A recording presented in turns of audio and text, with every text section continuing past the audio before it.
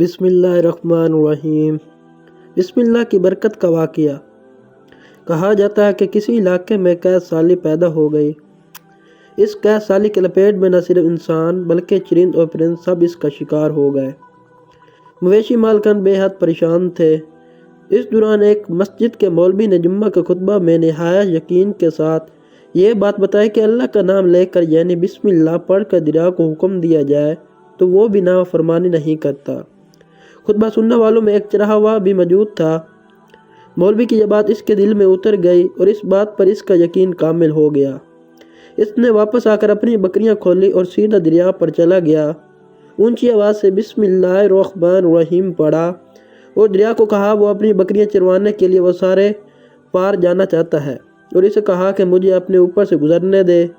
یہ کہہ کر اس نے اپنی بکریوں کو لیا اور دریا پر چلتا ہوا دریا پار کر گیا۔ دریا کے دوسری طرف کا علاقہ گھاس سے بھرا پڑا تھا۔ درختوں کے پتے بھی سلامت تھے کیونکہ کسی کو یہاں تک آنے کی رسائی نہیں تھی۔ اس نے خوب اچھی طرح اپنی بکریوں کو سیر کروایا اور واپس لوٹ آیا۔ پھر یہ اس کا معمول بن گیا۔ وہ بکریاں پار چھوڑ کر واپس آ جاتا اور شام کو جا کر بکریاں واپس لے آتا۔ اس کی بکریوں کا وزن دگنا چگنا ہو گیا۔ لوگ چونک گئے اور اس سے پوچھا کہ وہ اپنی بکریوں کو کیا کھلاتا ہے۔ وہ سیدھا سادہ اور صاف دل نوجوان تھا۔ اس نے صاف صاف بات بتائی کہ جناب میں تو بسم اللہ الرحمن الرحیم پڑھ کر دریا پر چل کر اپنی بکریاں دوسری طرف چروانے کے لیے لے جاتا ہوں۔ یہ بات صاحب نے سنی مگر کسی نے اس چرواہے کی بات پر یقین نہیں کیا کیونکہ ناقابل یقین بات تھی، مگر بات ہوتے ہوتے مولوی صاحب کے پاس پہنچ گئی۔ مولوی صاحب نے اس چرواہے کو بلایا اور سارا ماجرا پوچھا۔ اس چرواہے نے مولوی صاحب کو ہی حوالہ بنا کر مولوی صاحب میں آپ کا شکر ادا کرنے والا تھا۔ آپ نے جمعہ کے خطبے میں جو نسخہ بتایا تھا کہ بسم اللہ کہہ کر دریا کو بھی حکم دیا جائے تو وہ بھی انکار نہیں کرتا، تو میں تو بس آپ کے نسخے پر ہی عمل کر رہا ہوں۔ مولوی صاحب حیرت سے اس کے چہرے کو دیکھتے رہے۔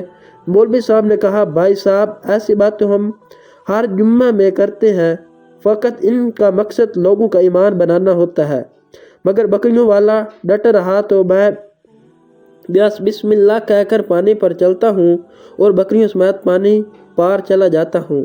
آخر کر مولوی صاحب نے صبح خود یہ تجربہ کرنے کی ٹھانی، جسے دیکھنے چرواہے سمیت پورا علاقہ بھی آ گیا۔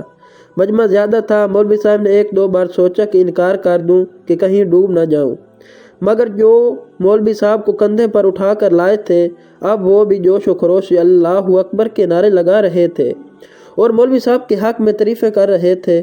آخر کر مولوی صاحب نے اپنے ڈر کو دور کرنے کے لیے ایک رسا منگوایا۔ پہلے اسے ایک درخت کے ساتھ باندھا، پھر اپنی کمر کے ساتھ باندھا، پھر ڈرتے ڈرتے ڈھیلا ڈالا بسم اللہ پڑھا اور دریا پر چلنا شروع ہو گئے، مگر پہلا پاؤں ہی رکھا تھا کہ پانی میں گر گئے۔ مولوی صاحب ڈبکیاں کھانے لگے اور پانی کے بہاؤ میں بہنا شروع ہو گئے۔ لوگوں نے کھینچ کھینچ کر باہر نکالا۔ مولوی صاحب کی اس حرکت نے چرواہے کو پریشان کر دیا کہ مولوی صاحب کی بسم اللہ کو یہ کیا ہو گیا ہے، کیونکہ اس کا یہ روز کا معمول تھا۔ اس کے اپنے یقین میں کوئی فرق نہ آیا۔ اس نے بسم اللہ کہہ کر بکریوں کو پانی کی طرف اشارہ کیا اور خود ان کے پیچھے چلتا ہوا پار چھوڑ کر واپس بھی آ گیا۔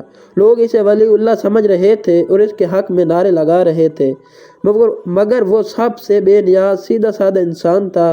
وہ مولوی صاحب کے پاس پہنچا اور کہا مولوی صاحب میں آپ کی بسم اللہ کی تعریف سے کافی پریشان تھا، مگر پانی پر چلتے ہوئے مجھے آپ کی بسم اللہ کی بیماری کا پتہ چل گیا۔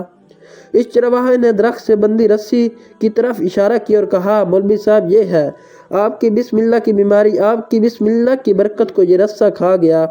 آپ کو اللہ اور بسم اللہ سے زیادہ اس رسے پر بھروسہ تھا، لہذا اللہ نے بھی آپ کو رسی کے حوالے کر دیا۔ اور پھر کہنے لگا مولوی صاحب آپ بھی کمال کرتے ہو، میں نے آپ کے منہ سے سنا اور یقین کر لیا اور میرے اللہ نے میرے یقین کی لاج رکھ لی، مگر آپ نے اللہ کا کلام سنا مگر یقین نہیں کیا، لہذا آپ کو اللہ نے رسوا کر دیا۔ محترم عزیز دوستوں، یہی کچھ ہمارا حال ہے۔ ہماری نمازوں اور دعاؤں کا بھی یہی حال یقین سے خالی ہے۔